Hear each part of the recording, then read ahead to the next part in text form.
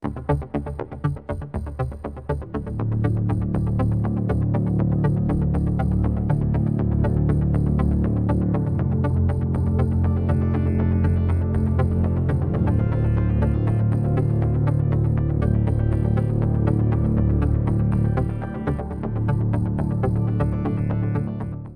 Telecom, evolucionamos para que puedas potenciar tu mundo, para ser el puente hacia la transformación de tu vida, de tus negocios y de tu empresa. Con nuevas soluciones tecnológicas, impulsando la inclusión y el talento digital. Telecom.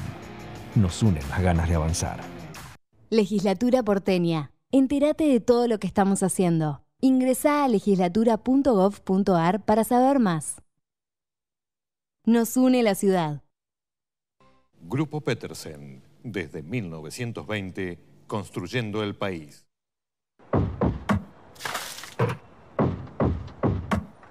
Vacía, limpia y cepilla los recipientes que acumulen agua. Sin agua estancada, prevenís el dengue. Más recomendaciones en buenosaires.gov.ar/dengue. Buenos Aires Ciudad. Vamos por más. En IRSA, Propiedades Comerciales, nos comprometemos con las comunidades en las que se asientan nuestras unidades de negocios.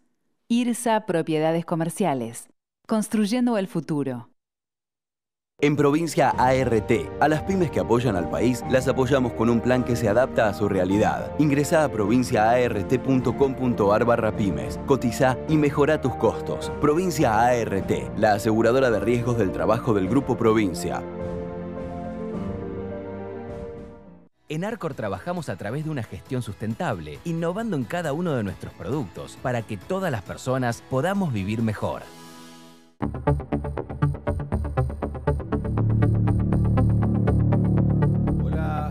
Buenas noches, bienvenidos a otra emisión del Economista TV.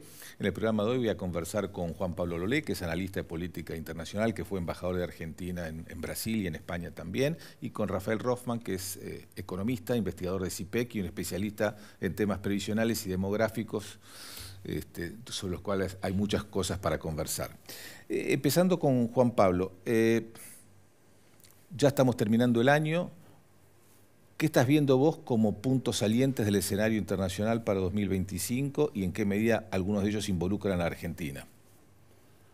Bueno, que hay una corriente importante de victorias de la centro-derecha que tampoco terminan de agotar el mapa político internacional. Si uno ve el mapa político internacional, siguen siendo una gran minoría. Eso por un lado. Todo esto dominado por la guerra, guerras que tampoco finalizan y tampoco se sabe qué tiempos tienen para ser finalizadas porque no hay ningún esquema de negociación ni de iniciación de la paz. Ahora, perdón, Juan Pablo, sí. Esto no cambia, no hay un cambio de escenario a partir del 20 de enero cuando asuma Trump la presidencia de Estados Unidos. Yo tengo la sensación que tanto Trump como Putin han sido muy prudentes después de que ganó. Yo creo que hizo una campaña donde dijo que iba a terminar con la guerra. Estuvo con Zelensky. De esa reunión prácticamente hay muy poca información. Y lo que tampoco hay información de qué es lo que habló Biden con Trump. Porque yo tengo la sensación que con todo este tema global, Trump, después de que ganó, está más moderado. ¿Qué quiero decir con esto? Sí, que dijo que iba a poner aranceles, que a China le va a poner el 60%, que a los mexicanos le va a poner el 25%, que a los canadienses también, que hay que rearmar Europa con presupuesto propio. Ahora, perdón que te interrumpa, sí. Juan Pablo, es decir, tu idea es que este es el anuncio que hace Trump de máxima y después se empieza a negociar caso por caso. Hoy Putin hizo una declaración que deja entrever de que algo puede hablar con Trump. Pero esto es un juego, y el juego de la guerra, que no es un juego porque hay gente que se muere, es más difícil. Claro, pues yo te lo decía en el tema específico de los aranceles, ¿no? Que él anunció una cantidad de aranceles que, bueno, después vamos viendo caso por caso, vamos negociando. Por caso, que es lo que creo que va a ocurrir finalmente. Porque los chinos tampoco son que no se mueven, los chinos también se mueven. Claro. Y las formas de presión china existen. Y las formas de presión de Europa también. O sea que la hegemonía militar de Estados Unidos no es la hegemonía económica de Occidente, ni es la hegemonía económica que domina el universo del planeta. Claro. Entonces hay que ser más moderado en esto. Y creo que cualquiera que hace diagnósticos exagerados se puede equivocar mucho. Bueno, y China, como decís, tiene también una capacidad negociadora muy fuerte, es el principal socio comercial de la mayor parte de los países del mundo, además en América Latina tiene una presencia creciente, sobre todo en términos de inversiones recientes. Lo que sí creo que puede China reconvenir algunas cosas con Estados Unidos, que es su intromisión estratégica. ¿Por qué? Porque objetivamente Estados Unidos en el mar de la China está permanentemente con su flota y demás. ¿Y qué es lo que hace China? Y bueno, China ahora hace lo mismo con las islas del Caribe, trató de hacer lo mismo con la Argentina, instalando un puerto en el sur, y ahí hubo en el sur de Tierra del Fuego, hubo mucha presión de los Estados Unidos, y también ahora va a haber presión de la NATO, porque la NATO ha descubierto también que desde Malvinas tienen una posición predominante sobre la Antártida y el mar Austral. O sea que la Argentina está en una situación donde, si tiene una política correcta, puede sacar algunas ventajas. Pero la política de la declamación y la política de querer imponer al mundo un modelo, me parece en un país que crece, que no crece desde hace 20 años en serio, me parece una exageración. O sea, vos decís que la Argentina está sobreactuando el peso que tiene el escenario internacional, dado que representa 0,25 con suerte del comercio internacional, entonces en alguna medida juega un papel, quiere jugar un papel por encima de sus posibilidades. Exacto. Y que eso la termina perjudicando en definitiva. Exacto, y eso afuera se toma hasta con cierta ironía y con cierta sensación, bueno, estos son de nuevo los argentinos. ¿Por qué? ¿Por qué pasa esto? Porque yo creo que nosotros no tenemos una medida centralizada de país, hace mucho. Entonces vos tenés de Massa, que se gastó 3.000 millones de dólares en la campaña, a Milei, que canceló toda la obra pública. Entonces vos decís, bueno, ¿y esto cómo sigue? Y esto, cualquiera que mira a la Argentina con cierta desaprensión y con cierta objetividad, yo siempre me acuerdo lo que me dijo un petrolero americano en Nueva York. Me dijo, mire, yo cuando estudio un país para invertir, tomo 3 cosas. Primero, le pido a mi línea que me haga un resumen histórico. Segundo, que me haga un resumen político. Y tercero, un resumen de cómo funciona el Poder Judicial. 3 temas que en la Argentina son difíciles de hacer. Entonces, quien toma decisión en la Argentina son a tranquera cerrada. Una decisión en el exterior de inversión en la Argentina es con tranquera cerrada, que donde acordaste con el mayordomo, con el capataz y con el patrón. Te dejamos descansar, Juan Pablo, un minuto. Vamos a hablar con Rafael, que es investigador de CIPEC, que han presentado recientemente un trabajo, una propuesta de modificación del sistema jubilatorio, un tema que la Argentina se viene discutiendo mucho, pero uno tiene la sensación de lo que discutimos básicamente son las fórmulas de actualización de las jubilaciones, pero no se va al fondo del debate sobre el sistema, ¿no?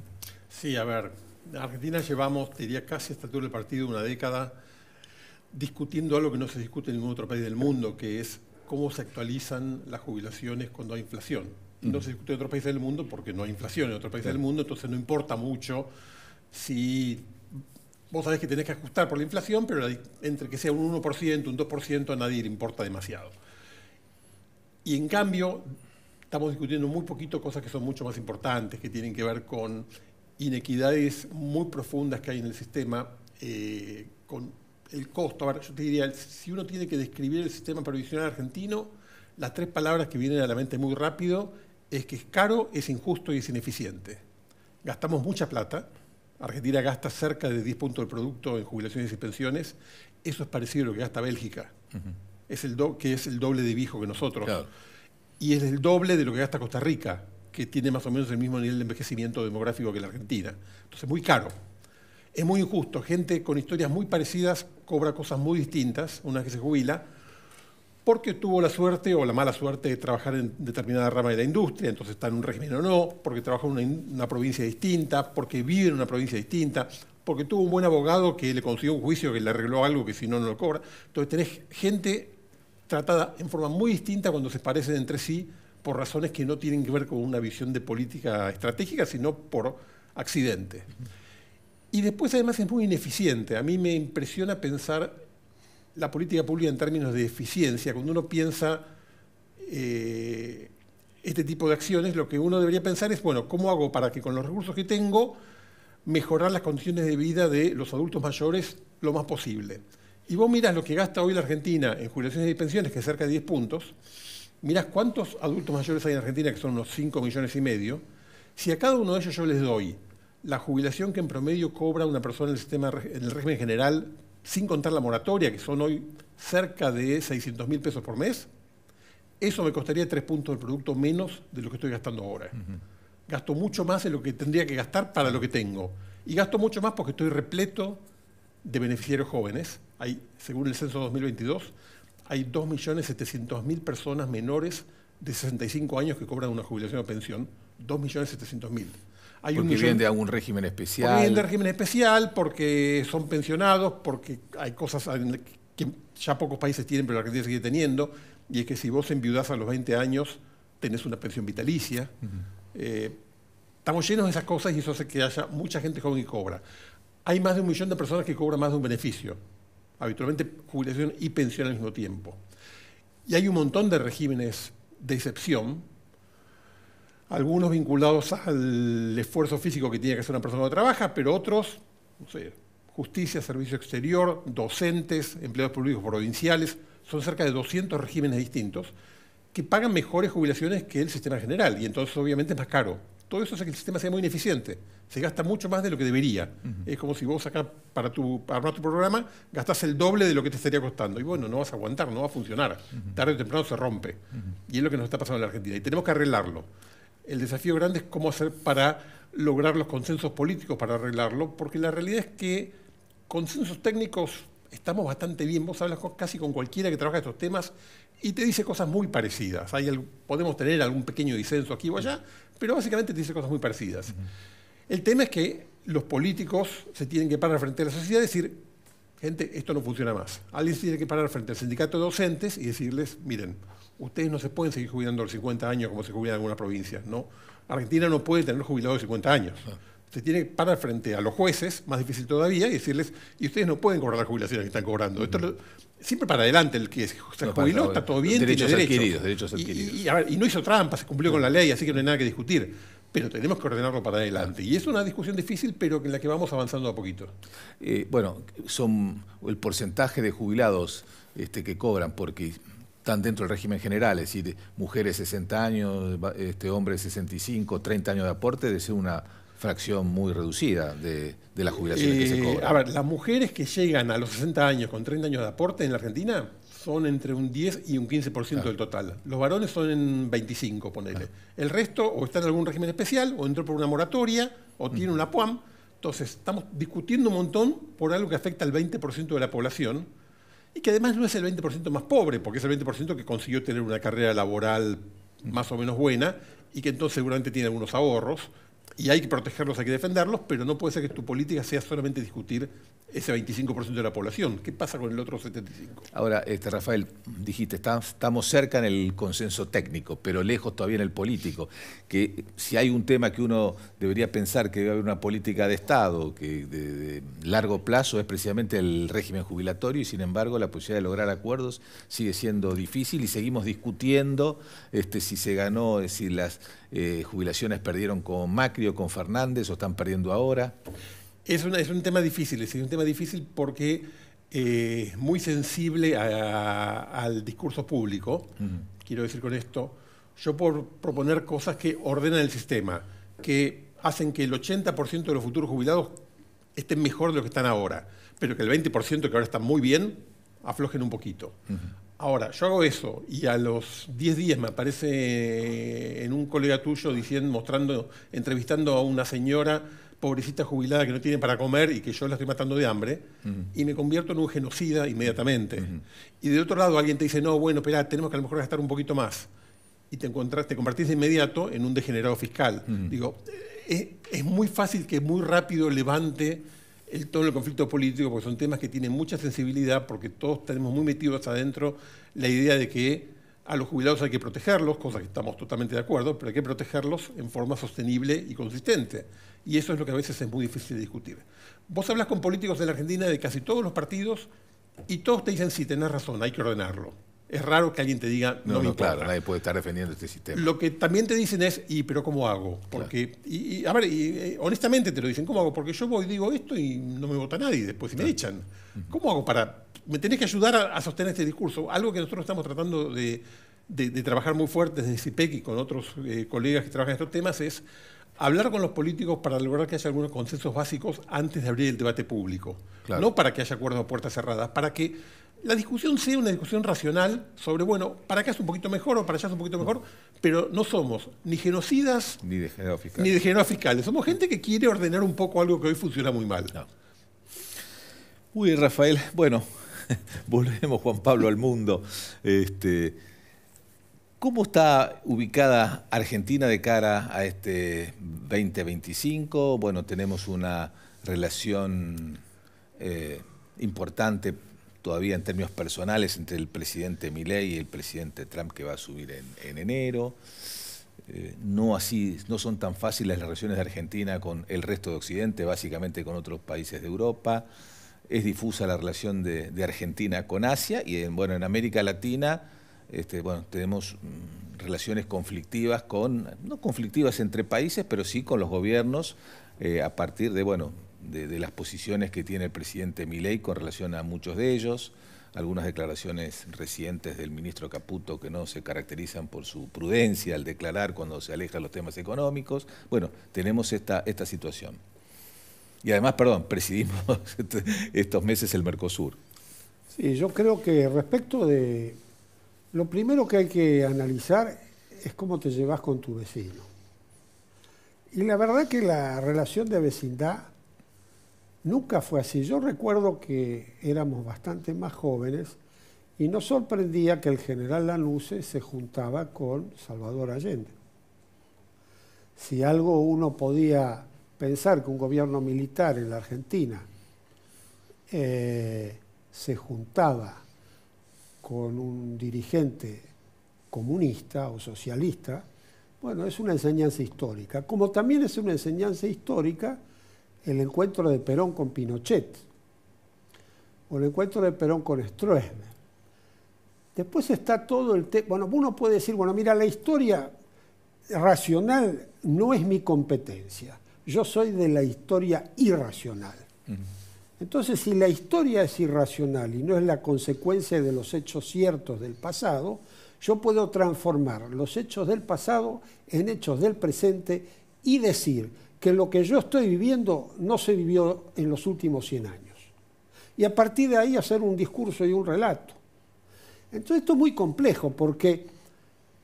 ¿Por qué es complejo? Porque yo creo que mirar el mundo desde la Argentina, que es un país del extremo sur, eso lo dice Alain Rouquier en un libro, y el extremo sur tiene condicionamientos. ¿Por qué? Porque la distancia te da capacidad para medir las cosas de otra manera y también te da la posibilidad de generar una ingeniería distinta. Ahora, si vos tenés una discusión con el presidente de Chile por modelos económicos que no votó la Argentina, no le das un trato deferente al presidente electo de Uruguay, no le das un trato normal al presidente de Brasil. ¿Por qué? Porque tengo una idea que es racional a mi manera, que es superar la contradicción del capitalismo y el comunismo desde la Argentina. Bueno, esto es una epopeya eso. ¿Qué es lo que ocurre con los países grandes? Bueno, uno se convierte de alguna forma en un estandarte de un emblema que no lo puede tomar un país importante. Y esto también hay que verlo. ¿No? Canadá, España, Alemania, póngale que gane Merz ahora en Alemania, que probablemente gana de la CDU, un tipo bastante interesante, hay que mirarlo. Él iba a ser probablemente el sucesor de la Merkel y se retiró de la política durante 10 años. ¿Y por qué volvió? Porque se dio cuenta que ahora es su oportunidad y va a ganar. En febrero. En febrero. Entonces, ¿qué es lo que pienso? Merz no quiere transformar Europa. No, Merz quiere gobernar Alemania y tener una visión de gobierno europea. Entonces, claro, él no quiere. Entonces, ¿cuál es el problema de Merz? Merz, hay muchos grandes líderes que han transformado el mundo, el sistema del pensamiento, pero desde una estabilidad y desde un poder que hoy la Argentina no tiene. Ese es el punto clave. Bueno, Rafael, estamos hablando con Juan Pablo del poder relativo de Argentina con relación a otros países, y uno de los temas que cada vez se mira más en el mundo es el poder de la demografía. Así que te llevo a tu otra especialidad. ¿Cómo estás viendo a la Argentina en ese punto? ¿Seguimos teniendo bono demográfico? ¿Ya no lo tenemos? ¿Está en riesgo? A ver, la demografía argentina es algo un poco raro. Nosotros nos gusta ser excepcionales, lamentablemente nos gusta ser excepcionales, y la demografía argentina es bastante excepcional. Si vos mirás desde el siglo pasado, Argentina empezó el siglo XX pareciéndose a los países de Europa occidental. Un descenso rápido de la fecundidad, del número de nacimientos, una mejora rápida de la expectativa de vida, bajaba la mortalidad, y entre el 1900 y 1950 no éramos muy distintos de los países del sur de Europa. Y ahí pasó algo, ahí se estancó la evolución. En general esos cambios están muy asociados con el desarrollo económico y el desarrollo social, y a partir de 1950 pasó poco en la Argentina demográficamente. De hecho, nos fuimos quedando. En 1950 Argentina y Uruguay eran los dos países con menos fecundidad de toda América Latina, y en el año 2014 estábamos en el puesto 30 y algo. O sea, nos habían pasado todos los países. Y lo que pasó fue una mezcla de que las dos Argentinas que hemos visto cuando hablamos de economía, cuando hablamos de política, cuando hablamos de dinámica social, que es la Argentina urbana, educada, desarrollada, que se integra al mundo, y la economía, la Argentina más marginal, periférica, que no consigue participar de esto, en términos demográficos eran dos Argentinas completamente distintas y que no dialogaban, funcionaban completamente separadas. Y algo pasó en la última década, a partir del 2014, que lo que no había ocurrido 60 años antes ocurrió en 5 o 6 años. La fecundidad empezó a bajar muy rápido. Bajó tan rápido que en básicamente 6 años, entre el 2014 y el 2020, la fecundidad adolescente bajó casi 2/3. La total bajó más de 1/3. O sea, ganamos todo lo que no habíamos avanzado en 60 años, lo ganamos en 6 años. Es muy interesante, no tiene nada que ver, antes que lo preguntes, con la ley de aborto, que fue posterior a esto, o sea, ya había ocurrido. Tiene poco que ver con políticas públicas. Digo, hubo políticas públicas que estoy seguro que ayudaron, como la educación sexual integral, como el Plan ENIA, que es algo que se lanzó durante el gobierno de Macri para reducir los embarazos no intencionales adolescentes. Pero básicamente lo que hubo fue un cambio cultural muy fuerte, una nueva generación de mujeres diciendo, acá estamos, tenemos opiniones, tenemos planes de vida y no queremos que nos digan lo que tenemos que hacer, y fue muy fuerte eso, acompañado de la aparición de un nuevo tipo de anticonceptivo que funcionó muy bien, que es un implante que se pone en la piel del brazo y que permitió que se regule mucho la fecundidad. ¿Qué implica esto en términos económicos? Que es la parte que a uno más le interesa por la deformación profesional que tengo. El bono demográfico que lo mencionabas hace un minuto, ahora es mucho más profundo que antes y va a durar un poquito más. Estamos en el medio del mejor momento del bono demográfico de la historia. Esto, que es algo que puede sonar medio conceptual, te lo bajo a algo muy concreto. El año pasado, por primera vez en la historia, los ministros de educación de las provincias argentinas, en lugar de tener que pensar cómo hago el año que viene para que tengan más escuelas, más maestros, porque voy a tener más alumnos, porque en primer grado van a entrar más chicos que el año pasado, entraron menos. O sea que por primera vez el ministro de educación de cualquier provincia argentina puede decir, epa, puedo poner más docentes por alumno en la escuela, o puedo sacar un docente del frente del grado y mandarlo a que haga un estudio de posgrado y vuelva siendo mejor, o puedo cerrar esa escuela que tengo ahí, que es una porquería porque es vieja y está toda rota y me cuesta muchísima plata, y concentrarme en menos escuelas de más calidad. Puedo repensar las cosas. Esto es una oportunidad monumental porque además Argentina está envejeciendo por la dinámica demográfica. Y hay una máxima que un amigo suele repetir mucho y a mí me parece muy valiosa, y es que las sociedades son como las personas, se tienen que hacer ricas antes de hacerse viejas, claro, porque después es demasiado tarde. Entonces Argentina tiene que ser rica ahora. Y hacerse rica para un país, para una sociedad, quiere decir tener más capital humano, y eso quiere decir tener más educación. Quiere decir tener más capital físico, tener más inversión, tener más infraestructura, y tiene que ver con algunas de las cosas que hablaba Juan Pablo recién. Hay que integrarse al mundo, y quiere decir tener más tecnología, ser más abiertos, traer de afuera las cosas interesantes, innovar en cosas que podemos hacer. Argentina, de esas tres cosas, viene bastante mal. La última, Rafael, la posibilidad de que la Argentina vuelva a esa tasa que los demógrafos llaman, bueno, tasa de reemplazo, ¿no?, que es 2,1 niños por mujer. ¿Hay una posibilidad que eso vuelva en el corto plazo? O si va a volver, nos vamos a enterar después, porque son movimientos que no alcanzan a detectarse de entrada. Es improbable, es difícil saber esas cosas porque la fecundidad depende de decisiones, claro, la acumulación de muchas decisiones personales, claro, que son muy íntimas. Es poco probable. Lo que sí es probable que pase es que rebote un poco. Hoy estamos en 1,50 y algo, claro, y es probable que rebote un poco porque parte de la baja actual que estamos viendo son mujeres jóvenes que no están teniendo hijos, que cuando sus madres los tenían, sí, y seguramente muchas de esas mujeres, no todas, los van a tener más grandes. Claro. O sea, son las chicas de 25 que dicen, no, yo voy a tener hijos pero los 35. Claro. No todas, no van a tener menos hijos, con lo cual el promedio va a terminar siendo más bajo, pero es probable que rebote un poquito. Que vuelva a 2.1, 2.2, 2.3 es poco probable, como no ha ocurrido en casi ningún país del mundo. Pero que se estabilice alrededor de estos valores es más probable, y eso no es un problema serio. Es un problema serio si vos querés vivir como pensás que estás en 1950 y estás en el 2050. Si vos tenés un sistema previsional para la demografía de 1950 y querés que funcione en el 2050, vas a tener un problema grave. Pero si acomodás la realidad, acomodás las instituciones, acomodás las políticas, las sociedades más ricas del mundo viven con estas tasas de fecundidad sin ningún inconveniente. Bueno, para terminar, Juan Pablo, tu opinión sobre Brasil, ¿no?, que tuvo un fin de año un poquito más ajetreado por el tema de la devaluación de su moneda, la relación conflictiva que tiene como la Argentina. Bueno, aprovechando tu experiencia de varios años de embajador durante la primera presidencia de Lula. Sí, estuve en la primera, la segunda y parte de la de Dilma Rousseff. Bueno, yo en primer lugar lo que tengo que decir que Lula no es comunista, hizo una alianza a la derecha, ganó con una alianza de centro-derecha, entonces toda la conceptualización es diferente a la que se vierte, por lo menos acá oficialmente. Creo que Brasil tiene un tema sostenido que es el déficit fiscal. Ellos tienen la ventaja sobre nosotros, que tienen una acumulación de divisas como ningún otro país de la región. Vos fíjate que en esta corrida ellos se gastaron 3.000 y pico de millones de dólares y estabilizaron el dólar ayer, habrá que ver si lo pueden seguir sosteniendo a 6.05 y creo que hoy bajó de nuevo.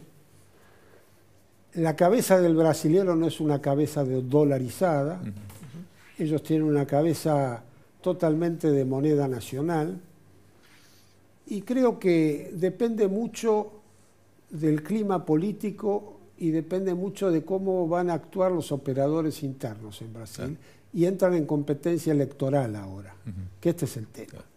Entonces yo creo que la derecha, que es bolsonarista pero no es de Bolsonaro, está jugando algún proceso de que a Lula no le vaya tan bien como Lula dice que le va. Y esto se ve, esto está claro. Muy bien, Juan Pablo Lolé y Rafael Rothman, los dos, muchísimas gracias por haberme acompañado en este último programa del año. Nosotros nos despedimos hasta el próximo programa, si Dios quiere será en marzo. Muchas gracias.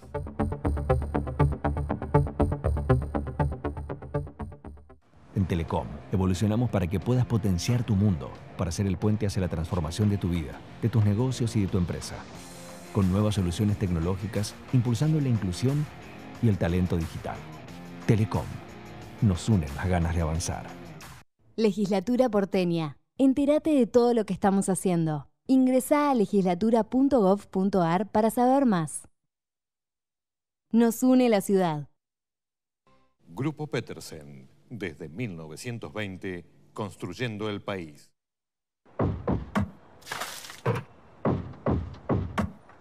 Vacía, limpia y cepilla los recipientes que acumulen agua.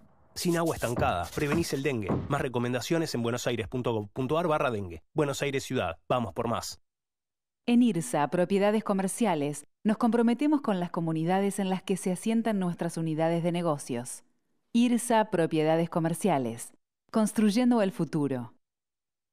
En Provincia ART, a las pymes que apoyan al país, las apoyamos con un plan que se adapta a su realidad. Ingresá a provinciaart.com.ar/pymes, cotizá y mejorá tus costos. Provincia ART, la aseguradora de riesgos del trabajo del Grupo Provincia. En Arcor trabajamos a través de una gestión sustentable, innovando en cada uno de nuestros productos para que todas las personas podamos vivir mejor.